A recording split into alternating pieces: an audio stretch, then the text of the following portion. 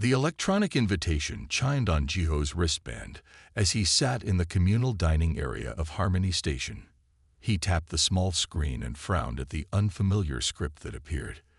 The elegant blue symbols pulsed gently, waiting for his response. "What's this?" Jiho muttered to himself.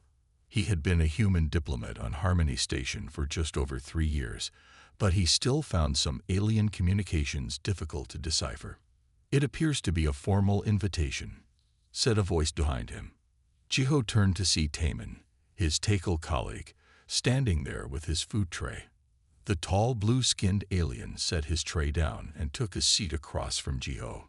Taemin's facial ridges, which ran from his forehead to the back of his neck, seemed to ripple with what Jiho had come to recognize as mild embarrassment. "Can you read it for me?" Jiho asked, sliding his wristband toward his friend. Taemin's 4 pupil eyes blinked rapidly as he examined the message. "It is from my mother, Nara. She has invited you to our family home on Takal Prime." His voice contained clear surprise. Jiho nearly choked on his synthetic coffee. "Your mother? But I've never even met her." "This is unusual," Taemin admitted, his long fingers adjusting the small breathing device at his throat that helped him process the station's air mixture. "Our family compounds are generally closed to non-Takal visitors." Jiho studied his friend's face. In their 3 years working together in the diplomatic court, Taemin had never once mentioned the possibility of Jiho visiting his homeworld, let alone his family home. "Is something wrong?" Jiho asked. "Is this some kind of mistake?" "No mistake," Taemin said quietly. "The invitation bears my mother's personal seal. To refuse would be unwise." The mess hall doors slid open, and Ambassador Yuma entered. The senior human diplomat noticed them and changed course, walking directly to their table. Her usual warm smile was absent. "I just heard about the invitation, Jiho," she said without preamble. "This is highly irregular." "You know about it already?" Jiho asked, surprised. "News travels fast on a diplomatic station," Yuna replied, sitting down beside them. "The Takil are intensely private about their family structures. They don't invite outsiders home without serious reason." Taemin's skin darkened slightly, a sign of discomfort. "My mother has her reasons." Taemin provided additional insights, teaching Jiho the proper way to eat with Takal utensils and how to recognize different emotional states from subtle changes in skin color and ridge movements. As they packed for the journey, Jiho noticed Taemin seemed increasingly anxious. "There's something you're not telling me," Jiho said finally. Taemin's breathing apparatus made a soft clicking sound as he adjusted. "It is just, the timing of this invitation coincides with a scheduled council vote." "A vote on what?" "I am not certain," Taemin said, though Jiho suspected he wasn't being entirely truthful. "But it could relate to interspecies relations." The morning of their departure, Ambassador Yuma met them at the docking bay. She handed Jiho a small package. "Earth specialties," she explained. "Honey, chocolate, and aromatic tea. Traditional gifts when visiting someone's home for the first time." "Thank you," Jiho said, tucking the package into his bag. "Remember your training," Yuna advised.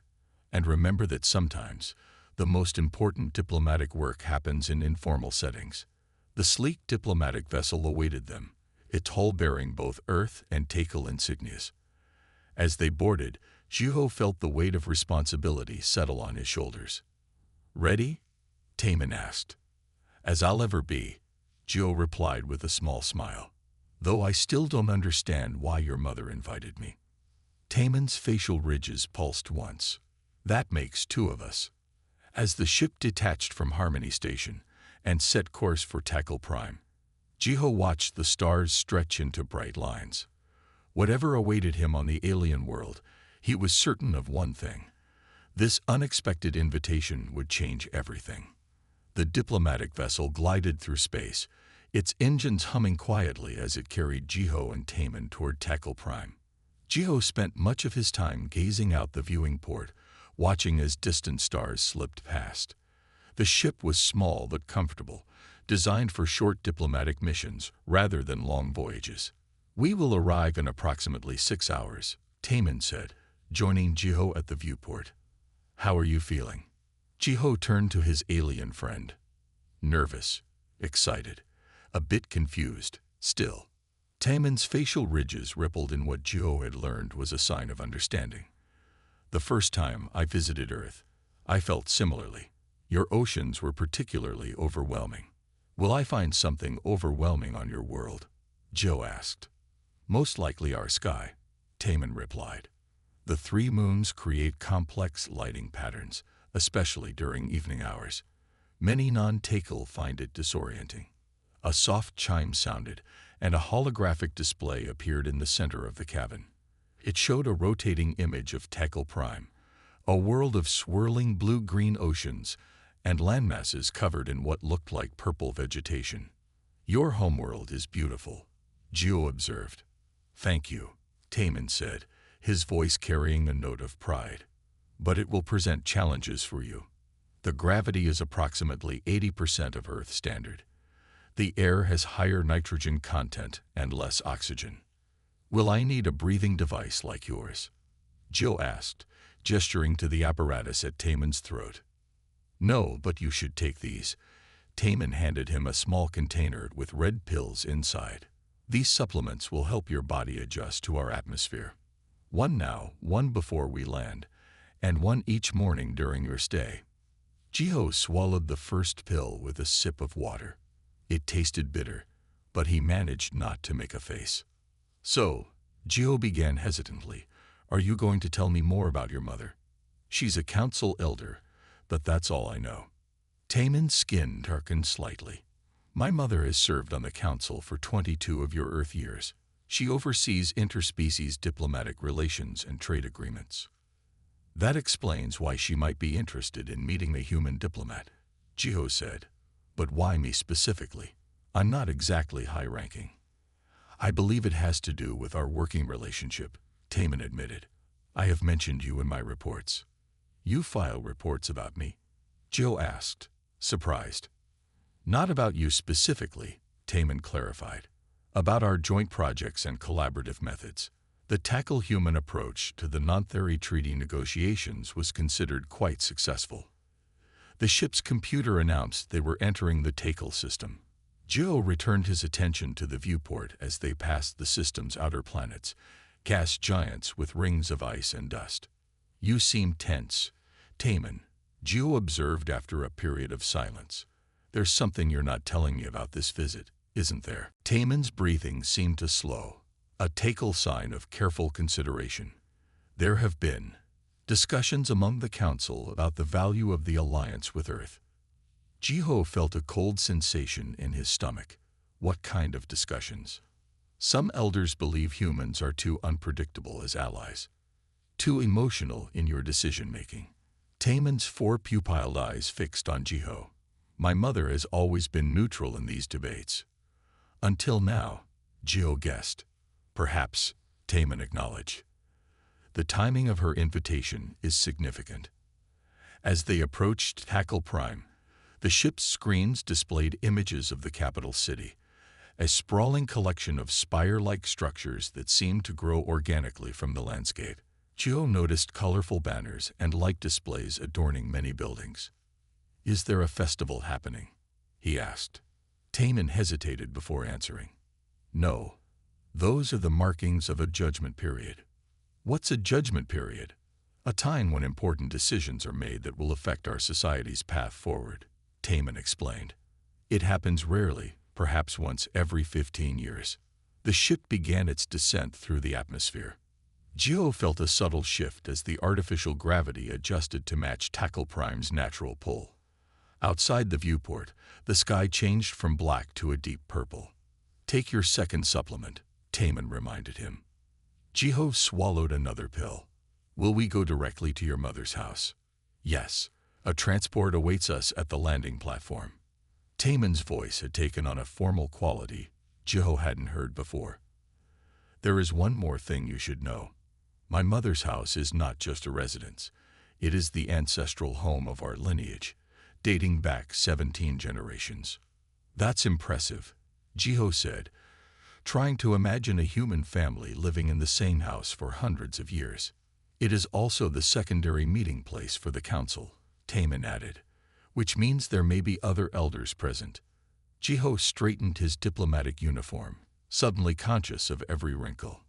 You might have mentioned that sooner. I apologize, Taman said. This situation is uncomfortable for me as well. My professional work has rarely intersected with my family obligations before. The ship touched down with barely a tremor. Through the viewport, Jiho could see a landing platform made of some kind of dark green stone. A small group of Takil waited nearby, standing perfectly still in 2 rows. Is that a welcoming committee? Joe asked. No, Taman replied. Those are my mother's household staff. The ship's exit ramp extended, and Jiho took a deep breath of the ship's familiar air before following Taman toward the opening. Remember, Taman said quietly, maintain eye contact when speaking to an elder, but not for longer than 3 consecutive sentences. Bow from the shoulders, not the waist. And if offered food or drink, always accept the first offering and decline the second. Jiho nodded, his mind racing to remember all the protocols he had studied. Here goes nothing. They stepped out onto the landing platform. The air felt strangely thick in Jiho's lungs, and the lower gravity made him feel as if he might accidentally jump too high with each step. The sky above was indeed disorienting. A deep purple expanse with 3 moons visible even in daylight, each a different size and color. A ground transport waited at the edge of the platform, a sleek vehicle with no visible wheels that seemed to hover just above the surface. Beyond it, rising from the misty landscape, stood a massive structure that looked more like a small mountain than a building, its surface gleaming with a blue-green iridescence. Welcome to my mother's house, Taman said. Jiho tried to keep his expression neutral, but he couldn't help the small gasp that escaped his lips. That's a house. For an elder of the council, yes, Taman replied. Ready? Jiho straightened his shoulders and nodded. As ready as I'll ever be. The ground transport glided silently toward the massive structure that Taman called home. As they approached, Jiho noticed intricate patterns carved into the building's exterior walls, glowing faintly with an inner light. The transport stopped at the base of a wide staircase made of the same iridescent material as the house itself. Remember to take measured steps, Taman advised quietly. The lower gravity might make you bounce if you're not careful.